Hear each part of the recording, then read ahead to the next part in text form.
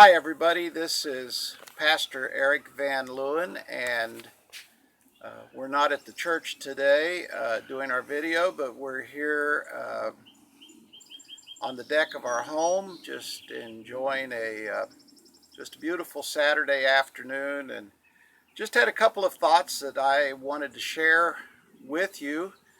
The reason we're here at home on the deck is because tomorrow morning we're going to be with our congregation, Edinburgh Christian Church. We're excited for the opportunity to be able to gather together in the building for worship, and so we're looking forward to that. But I did, like I said, had a couple things I just wanted to share today for a few minutes. Um, unless you've just kind of been on a desert island or somewhere, you realize a lot of serious stuff is going down, transpiring in our nation right now. Um, just sometimes you wonder just how things are going to turn out, and between pandemics and just the violence that we've seen in the streets, um, it's easy to be discouraged. It's easy to just kind of give in to that spirit of discouragement. And I just had a couple of passages of scripture that I wanted to share with you this afternoon. First one is from Philippians chapter 4.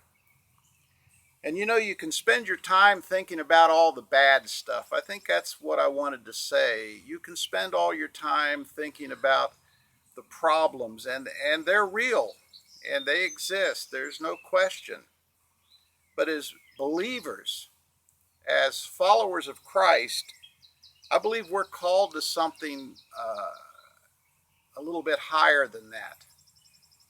And Paul in Philippians chapter 4, verse 8, he says, brothers and sisters, whatever things are true, whatever things are noble, whatever things are just, whatever things are pure, whatever things are lovely, whatever things are of good report, if there is anything virtuous, and if there is anything praiseworthy, meditate on these things.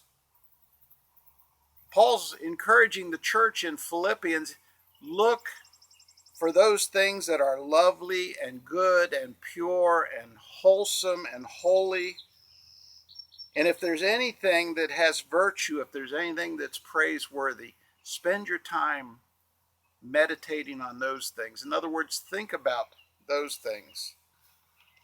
Because it's easy to look at the negative, and we get it from the media, we get it from social media, we get it from the news, almost everywhere we turn. But we're called to a higher life. And this is the other scripture that I wanted to just reference this afternoon, is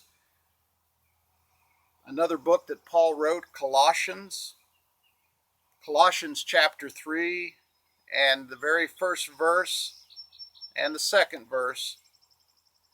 Paul says these words. He says, if you then were raised with Christ, seek those things which are above, where Christ is, sitting at the right hand of God. Set your mind on things above, not on the things on the earth. Yes, the stuff that's going on in our nation is real, and it's heartbreaking. The violence, the racism, all of it. But as believers, we have we have an opportunity to set our focus, our hearts, on things above. We need to be where Christ is at this moment, sitting at the right hand of God. A good friend of mine this week said that we're called to walk in the higher life. We're called to walk a higher path. But everything in the world wants to bring us down to its level. Everything in the world wants us to walk in that lower reality, that lower path.